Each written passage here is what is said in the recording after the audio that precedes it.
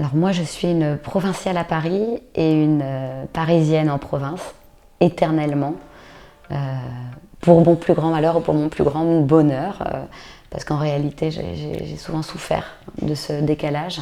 Aujourd'hui, je le prends vraiment comme un décalage bienvenu, parce que ça me permet toujours d'avoir un, un autre regard, on va dire, sur mon environnement et un regard souvent amusé.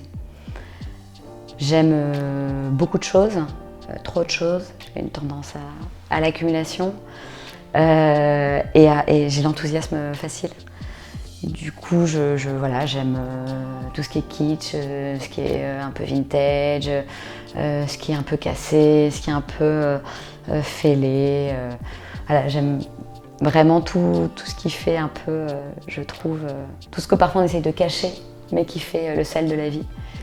Et à contrario, je n'aime pas tout ce qui est trop lisse, trop parfait, trop figé. Alors moi j'ai grandi à Sète. Sète c'est une petite ville, une ville moyenne, dans le sud de la France, en Occitanie, au bord de la mer, c'est un port. J'ai commencé à écrire là-bas, donc toute petite, voilà, j'écrivais des petites choses pour faire plaisir à mes parents. Ensuite, à l'adolescence, j'ai beaucoup écrit parce que, bien évidemment, je me sentais incomprise, comme tous les adolescents, et je jetais cette rage et ces émotions que j'avais du mal à contrôler sur le papier. Et puis, j'ai arrêté d'écrire pendant longtemps.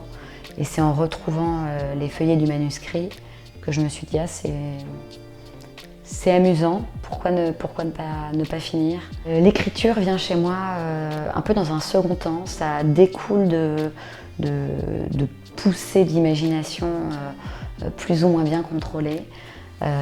Par poussée d'imagination, ce que j'entends, c'est des moments où je suis voilà, vraiment dans une situation de la vie quotidienne, par exemple en salle de classe, où je m'ennuyais de temps à autre et il y avait des petites visions qui apparaissaient et qui provoquaient en fait une espèce d'avalanche d'images qui parfois me faisait vraiment me déconnecter de la réalité. Je voyais les trousses de mes camarades qui s'envolaient, les craies de mon professeur qui écrivait tout seul au tableau. Je me trouvais un peu, je basculais dans une autre dimension et j'aimais bien écrire. Donc voilà, j'ai cette imagination qui parfois déborde, fait dérailler un petit peu ce que je vois et ce que je ressens et souvent j'ai envie de le noter après.